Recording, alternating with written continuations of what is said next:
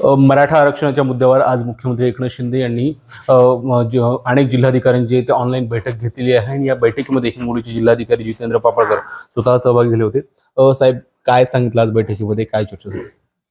आज माननीय मुख्यमंत्री महोदय, माननीय मागासवर्ग आयोगाचे अध्यक्ष आणि सर्वच आमचे सचिव आणि सर्व विभागीय आयुक्त, सर्व जिल्हाधिकारी, सर्व महापालिका आयुक्त सर्वांचीच बैठक माननीय मुख्यमंत्री महोदयांनी घेतली आणि या सर्वेक्षणाच्या अनुषंगाने हे सर्वेक्षण 7 दिवसाच्या आत पूर्ण करण्याचे आदेश दिलेले आहेत।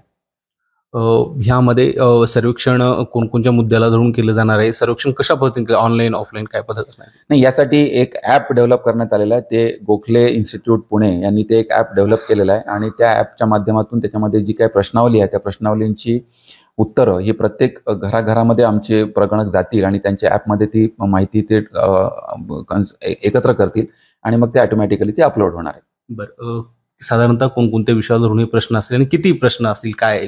तेच मी सांगतोय, साधारणतः 181 प्रश्नांची प्रश्नावली त्याच्यात आहे आणि त्याच्यामध्ये ह्या सर्वच आपल्या संवर्गातील सर्वच लोकांचं आपल्याला त्याच्यामध्ये सर्वेक्षणाचं काम पूर्ण करायचं। ह्यासाठी हिंगोली जिल्ह्यामध्ये यंत्रणा कशी असणार आहे? किती पर्यवेक्षक, प्रगणक आपण यासाठी म्हणजे प्रशिक्षण दिले का, दिलं जाणार आहे का, किती असणार आहेत?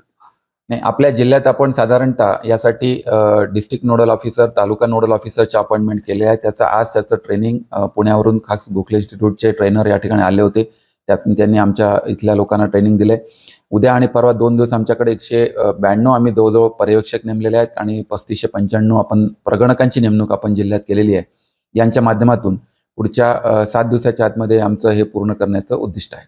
निश्चित ते होते हिंगोलीचे जिल्हाधिकारी आणि पुढील 7 दिवसामध्ये हे संपूर्णपणे सर्वेक्षण जे आहे ते पूर्ण करण्याचं जे आदेश त्यांना देण्यात आले आणि त्यांच्या वतीने जे काही प्रगणक आहेत त्यांना सुद्धा तशा सूचना देण्यात आलेल्या आहेत। Camera person आकाशसह Madhav Dipke, ABP माझा, हिंगोली।